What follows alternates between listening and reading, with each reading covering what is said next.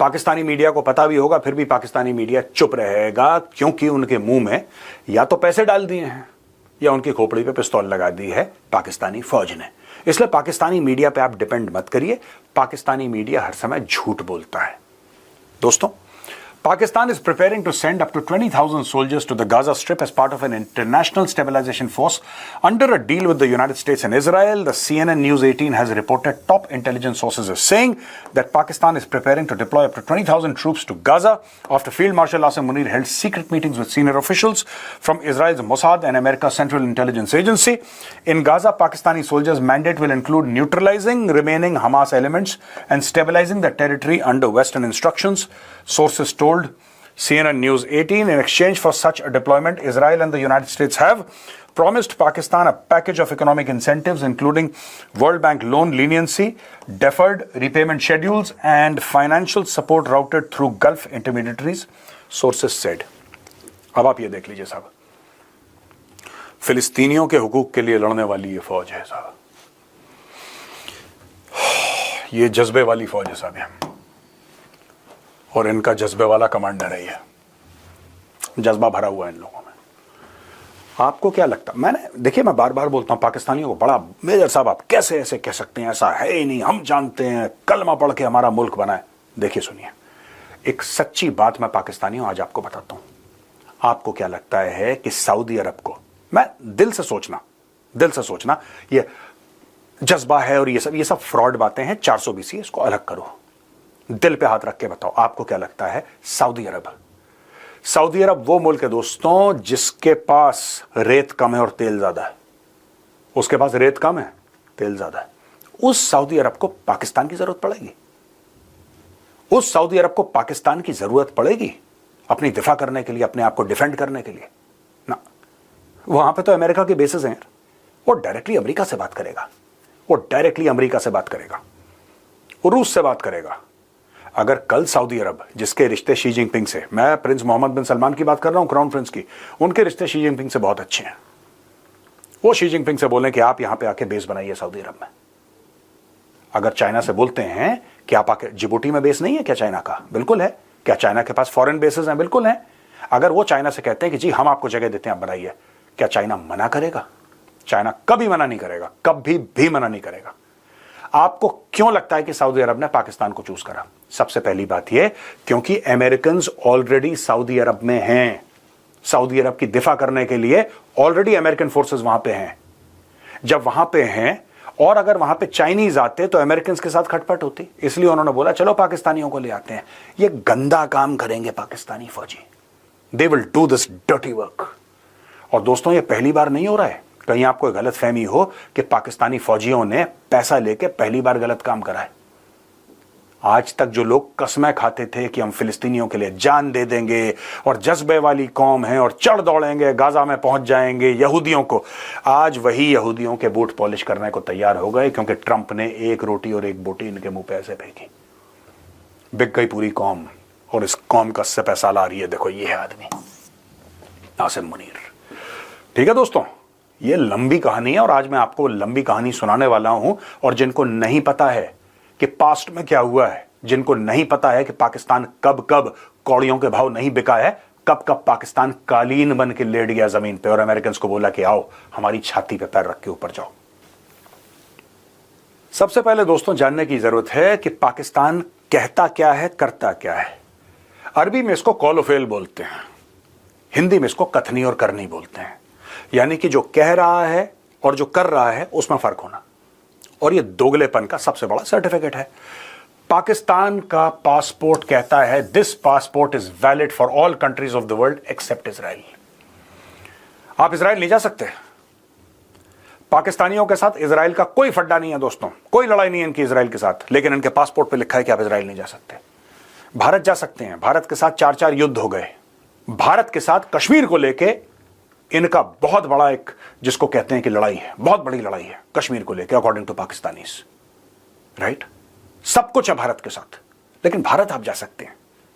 कभी कोई पाकिस्तानियों से पूछे कि ये तुम्हारे पासपोर्ट में क्यों लिखा है, इजराइल से तुम्हारा लेना देना क्या है? दोस्तों, पाकिस्तानी कौम जो ऑलरेडी पैदल थी उसको और बेवकूफ बनाने का प्लान है। मैं आपको बताता हूं कैसे, प्रूफ दूंगा आज, proof. Nawaz Sharif The world has been criminally negligent to the plight of Palestinians for too long. Israel targeting children and unarmed civilians is terrorism at its worst. I strongly condemn this brutality in Al-Aqsa Mosque and Gaza. My heart goes out to the victims. The world must act and now. Nawaz Sharif, ये Al-Aqsa की photograph उसने डाल दी कि आपकी भी आंखों में दो आंसू तो आ जाएं, अगर एक ना आए तो कम से कम दो तो आ ही जाए। इमरान खान कहते हैं strongly condemn Israeli forces attack especially during Ramadan on Palestinians in Qibla Al-Awwal Aqsa mosque violating all norms of humanity etcetera. ये इमरान खान का दिल बहुत टूट गया। यहां पे शहबाज शरीफ का कहना है दोस्तों, I reaffirmed Pakistan's strong commitment to the just struggle of the Palestinian people and lauded International Court of Justice decision to order Israel to stop its assault on Gaza and Rafah. We hope the oppressed people of Kashmir would receive similar attention from the international community. इसने कश्मीर और Gaza को सबको कर दिया। वहां पे देखिए, ये सारी की सारी चीजें दुनिया के लिए, ये सारी की सारी चीजें जो हैं पाकिस्तान के मुसलमानों के लिए है। पाकिस्तान के मुसलमानों, खड़े हो जाओ, तुम्हें गजा जाना है जिहाद करने के लिए। और खबर क्या आ रही है मीडिया से? खबर यह आ रही है कि पाकिस्तान ने पैसे पकड़ लिए, आसिम मुनीर ने पैसे पकड़ लिए कि जाओ हमास को ठोको। आपको क्या लगता है पाकिस्तानी फौज क्यों जा रही है गजा? क्या वो जा रही है इजराइल से लड़ने के लिए? क्या बात कर दी यार। आपको लगता है कि सऊदी अरब को एक्चुअली पाकिस्तानी फौजी चाहिए अपनी दिफा के लिए? वो शेख है यार, वो शेख है, उसका संडास सोने का बना हुआ है। ऐसे डॉलर उठा के मुंह पे फेंकेगा, कोई भी मुल्क आ जाएगा, कोई भी मुल्क आ जाएगा। बताओ किसको आना है सऊदी अरब? कितनी जमीन चाहिए, कितना पैसा चाहिए? Do you think they need Pakistan? They need Pakistan to do the dirty work, क्योंकि ये गंदा काम ना अमेरिकन करेंगे ना चाइनीज करेंगे। ये गुलाम करते हैं गंदे काम, और पाकिस्तानी गुलाम है। उनके मुंह पे मारा पैसा जाएंगे ये लोग। मैं बता रहा हूं आपको, सब जाएंगे, ये सब जाएंगे पैसे लेके। इन्होंने क्या करा मैं आपको बताता हूं। कितने लोग टीएलपी के मारे? मैं पाकिस्तानियों आपसे पूछता हूं, तहरीक लब्बैक, तहरीक लब्बैक वाले क्या करने आए थे? वो कह रहे थे कि हम अमेरिकन एम्बेसी जाएंगे, इजराइल के खिलाफ आवाज उठाएंगे, जो इजराइल गजा में कर रहा है उसके खिलाफ हमें आवाज उठानी है। इन्होंने कितने 100 बंदे मार दिए किसी को नहीं पता अभी तक। कितने 100 बंदे तहरीक लब्बैक पाकिस्तान के लोग मार दिए, सड़कों पर छातियों पर गोली मार दी। क्यों? किसने बोला था गोली मारने के लिए? पकड़ के जेल में डालते उनको, पकड़ के जेल। कई 100, कितने किसी को नहीं पता। कोई 250 कह रहा है, कोई 500 कह रहा है, पता ही नहीं। इतने लोग बिछा दिए जमीन पे, उसकी गिनती नहीं है। किसी को नहीं पता कितने गायब हो गए। अभी तक कई लोग गायब हैं जो मिले नहीं है। उनके घर वाले ढूंढ रहे हैं कि कहां गया बेटा हमारा। और ये लोग कह रहे हैं कि ये गजा के लिए खड़े होंगे। गजा के लिए आवाज उठा के देखो पाकिस्तान में एक बार गजा के लिए पाकिस्तानियों, मैं तुम्हें चैलेंज करता हूं, खुला चैलेंज है।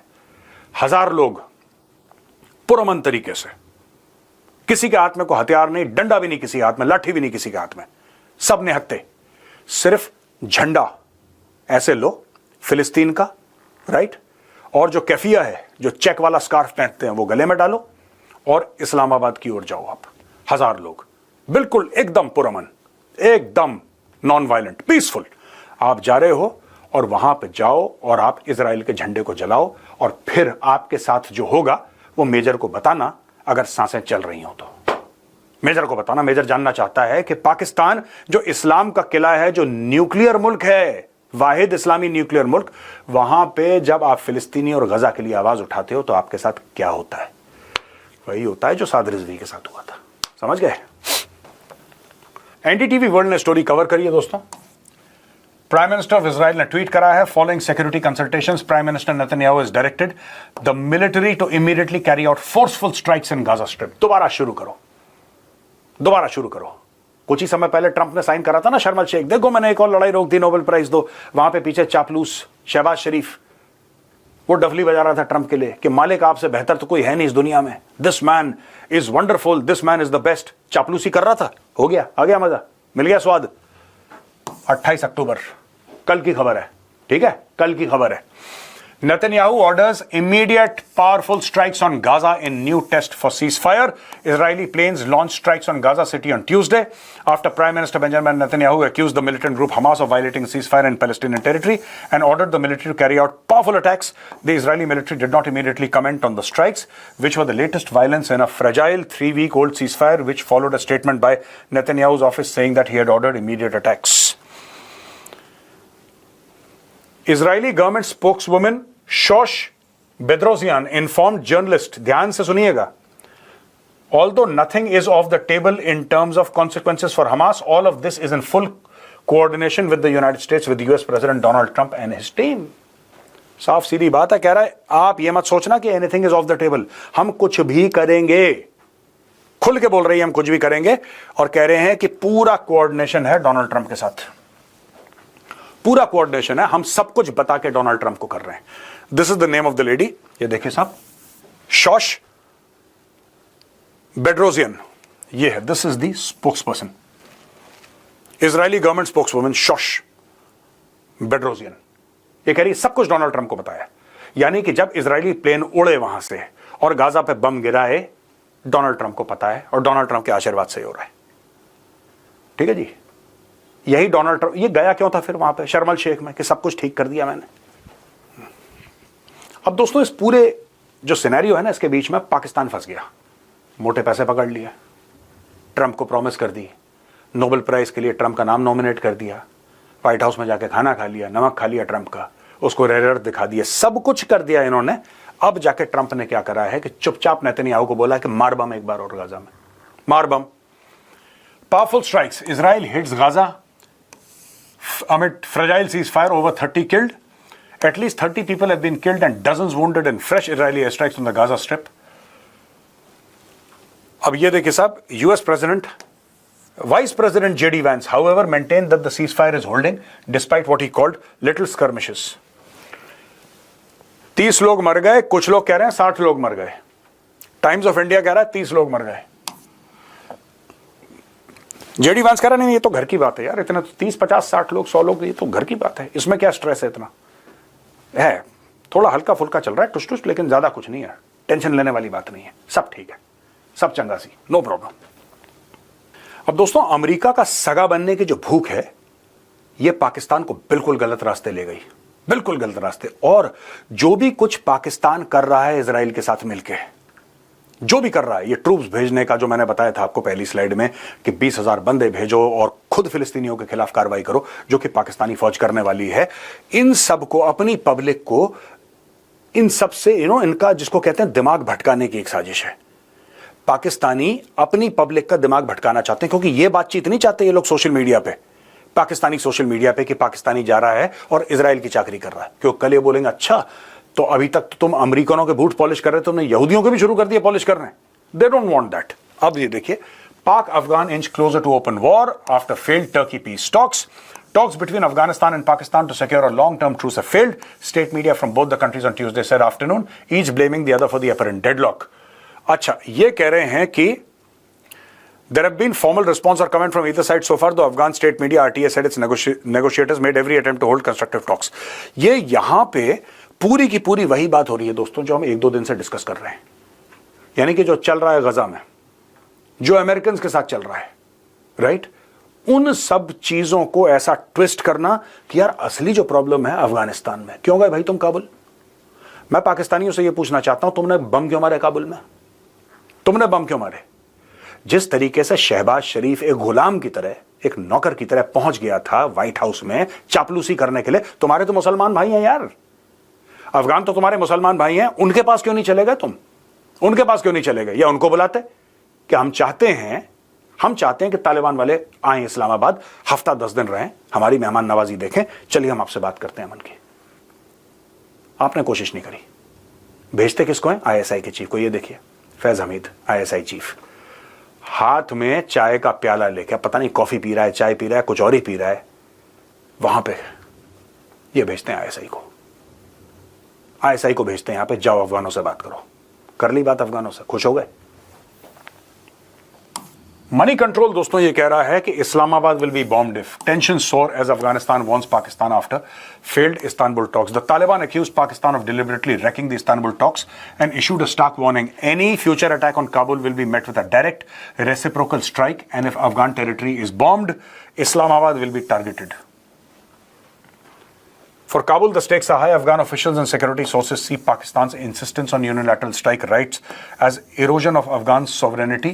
The blunt warning that Islamabad itself would be targeted if Afghan territory is attacked signals a new phase in which Kabul is prepared to reciprocate kinetic action or rather than rely only on diplomacy. मैं ये नहीं कह रहा कि ये पट्टी मैंने पढ़ाई है, ये मुझसे बहुत ज़्यादा एक्सपीरियंस्ड हैं ये लोग. These people are warriors for 1000 years, they don't need Gaurav Arya. But यही चीज़ है जो मैंने बोली. अगर अफगानिस्तान चाहता है, अगर अफगानिस्तान की ये मंशा है कि पाकिस्तान शटअप हो जाए एकदम, तो ड्यूरन लाइन के आसपास टुच टुच करने से कुछ नहीं होगा. Nothing will be achieved. You have to go deep.